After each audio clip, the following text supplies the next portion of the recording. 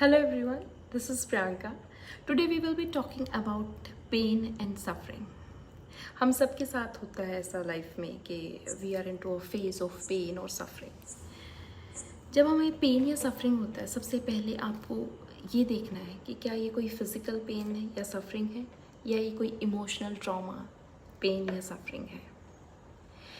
कई बार क्या होता है, फॉर एग्ज़ाम्पल हमारा कोई एक्सीडेंट हो गया तो वो हमारी फ़िज़िकल पेन है, और उसके बाद जब हम रिकवरी फेज़ में या ठीक हो जाते हैं, उसके बाद सालों तक, कई महीनों तक हम बोलते रहते हैं कि उस दिन उस घड़ी मेरा एक्सीडेंट हुआ था, मुझे ये हुआ था. तो हम उसको रिकॉल करते रहते हैं, रीलिविंग करते रहते हैं. जब हम ऐसे करते हैं तो ये जो पेन है ये सफरिंग में कन्वर्ट हो जाता है.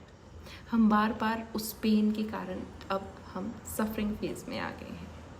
तो जब भी ऐसे होता है कि हम कोई इंसिडेंट जिससे हमें पेन हुआ और हम उनको रिकॉल करते हैं अगेन एंड अगेन, उसके बारे में बात करते हैं, या सपोज़ किसी ने हमें हर्ट किया या हमें कोई इमोशनली पेन दिया या हमारी इंसल्ट किया, कुछ भी, तो हम खुद से बार बार पूछते हैं कि क्यों उसने मेरे साथ ऐसे किया, मेरे साथ ऐसे क्यों हुआ, मेरे साथ ही ऐसा क्यों होता है, उसने मुझे ऐसे क्यों बोला.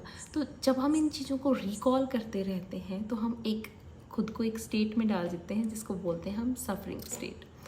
जब भी आप ऐसे सफरिंग स्टेट फील करें, सबसे पहले तो आप देखें कि क्या ये पेन है या सफरिंग है. अगर आपको लगता है कि आप एक सफरिंग मोड में आ गए, कि इंसिडेंट जो होके जा चुका है या एक इमोशनल पेन जो आपको किसी ने दिया और आप अब उसकी रिकॉलिंग किए जा रहे हैं, तो आप सफरिंग स्टेट में हैं. अब इस केस में आपको खुद से 3 बातें पूछनी है. सबसे पहले खुद को समझाओ कि जो हुआ है उसे एक्सेप्ट करें, because you have no other option. दूसरी बात, आप अपनी उस सफरिंग से सीखें, क्योंकि हर इंसिडेंट हमें कुछ ना कुछ सिखा के जाता है. और तीसरा मैसेज जो आपने खुद को देना है कि इस स्टेज पे, इस अवस्था में, इस पॉइंट ऑफ टाइम पे मैं ऐसा क्या करूं कि मैं थोड़ा डिफरेंट कर पाऊँ.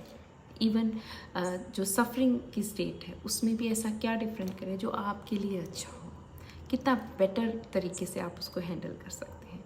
अगर ये आप ये 3 चीज़ें ध्यान रखेंगे तो आप अपनी पेन सफरिंग को रिलेट कर पाएंगे कि कैसे आपको उनसे बाहर निकलना है, कैसे उनको बार बार रिकॉल नहीं करना है, कैसे आपको उस सिचुएशन में लंबे समय तक नहीं रहना है.